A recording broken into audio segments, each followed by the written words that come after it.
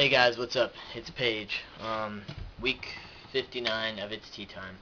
Um, I know it's been a while since I've posted a video. I think I've missed at least 3 topics. I'm thinking I'm just gonna go ahead and pick up with this week's topic, and that's not because, well, it kind of is because I'm a little lazy and I don't want to make like a 15-minute video.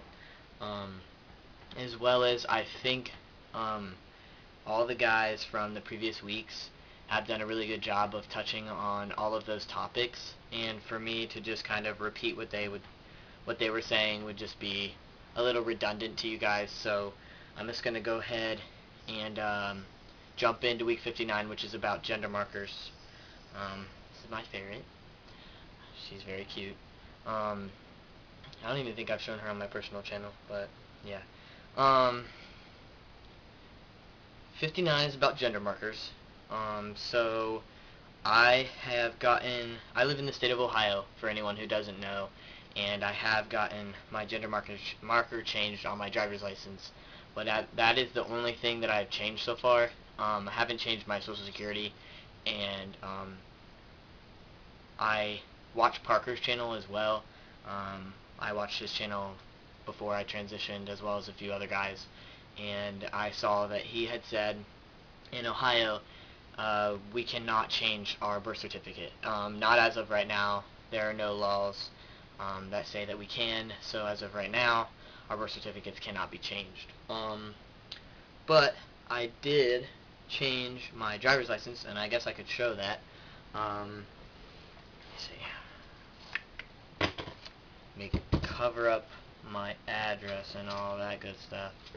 But that is my driver's license. You can see it says male on there. Yes, terrible picture, just like everybody else's driver's license, but hey, I'm not complaining. I'm happy that it says male on there. And now I'm like, don't even care if people ask for my ID. I'm like, oh, you want to see my ID? Yeah. So, as for that, I know Parker explained how to do it in Ohio, but just in case somebody didn't watch his yet and you're watching mine, all I did was got a form from the BMV sent to me via mail. They don't let you go pick them up, which is kind of crappy, so you have to wait a little while. So if you're looking to get that process underway, I would definitely get it underway here soon.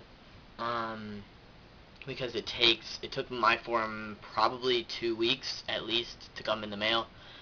So all I did was I just called the BMV, and I told them that I needed a gender marker change form sent to my address. And once you finally get a hold of the correct BMV, and I don't know how this is in other states, I'm just saying for people who live here in Ohio, I finally got the right BMV or whoever to take care of it, sent it to me, made an appointment with my therapist, went to her, she signed off on everything that she needed to sign off on to make sure that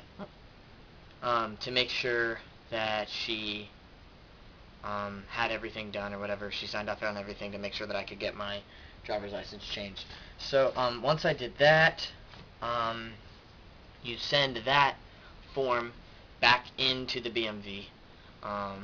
They'll give you the return address in the form that they send you the first time to get your therapist to fill it out or whatever. They'll send that return address, so you give that back to them. Then they send you a form that shows, okay, you've been changed in the system, everything is kosher, everything's cool, take this form to the BMV along with your previous license so that can be confiscated, and we'll give you your new ID.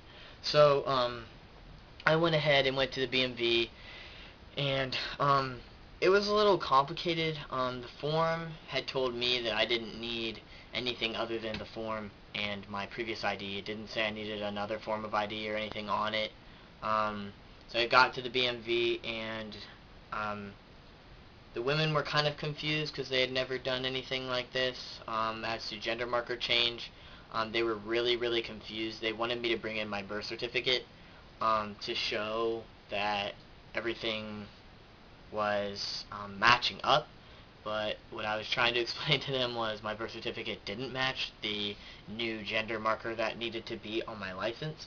Um, I don't think they knew I was trans. I don't think they were kind of understanding that. At least that's the vibe I got from them, which is great. I mean, that's the ultimate goal, obviously, is to not always be outed in public. Not that I'm always stealth at all. Right now, every single person I know, with the exception of maybe a couple that new people that have come into my work, they know I'm trans. They're fine with it. We don't talk about it all the time because it's not really something that needs to be a subject. They treat me just like any other guy. You know what I mean? They don't think of me as, oh, Paige the trans guy. They just think of me as another one of the guys. I'm pretty sure a couple of the girls that work there right now that are new don't know at all that I'm trans, so I plan on keeping it that way. Some people may not agree with that. My thing is, I'm not going to go up to these girls and introduce myself as trans. So if they were to ask me, if they were to have questions and say, hey, I saw you on YouTube, or I saw your Facebook, because the link to my YouTube is on my Facebook, I would have no problem answering their questions and explaining to them, and hopefully they wouldn't be freaked out by that at all. I would hope not. So, like I said, with the exception of a couple people, everyone knows I'm trans. But it was funny because at the BMV, I think they had no clue, and I was just like, no, I don't have any other form of ID other than my driver's license. My birth certificate isn't gonna match the gender marker you're wanting to change. It's going to say female on there. And they still were just, you could see it in their eyes like, what? You were assigned the wrong gender? I said, yes, I was assigned the wrong gender at birth, blah, blah, blah. Like, I don't really know how to explain it to them. They seem to kind of be fathoming it, but not. But anyway, long story short, they took care of it. They were like, okay, they ended up calling another BMV and being like, hey, I got to change this guy's gender marker. It was female on his license. He needs it to be male, blah, blah, blah. We have a form that says that he's already changed in the system. We just want to make sure that we can print his ID. And I'm not going through a name change. I haven't gone through a name change.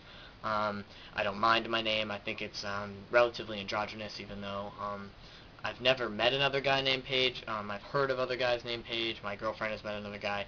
So I'm not really worried about it. I'm not self-conscious about my name at all. So lucky me, I got a relatively androgynous name. And I'm not going to be changing that. So all I needed was my gender marker change, so we got that taken care of. I was probably in and out because there wasn't a line, 15 minutes tops. So not really a terribly hard process. If you live in the state of Ohio and you're taking my advice, I would just make sure that possibly you do have another form of ID on you if you need it, or some sort of something just to show maybe that this is you, or take your birth certificate, because that seemed to be a little bit of a problem for me, and I don't want you guys to run into any problems. So other than that, that's about it for this topic. I will try my hardest to post this coming Monday. I have a doctor's appointment, so I'll try to post either before or after. That way, maybe that'll mark my reminder that I need to do a tea time video, because of my doctor's appointment with my endocrinologist.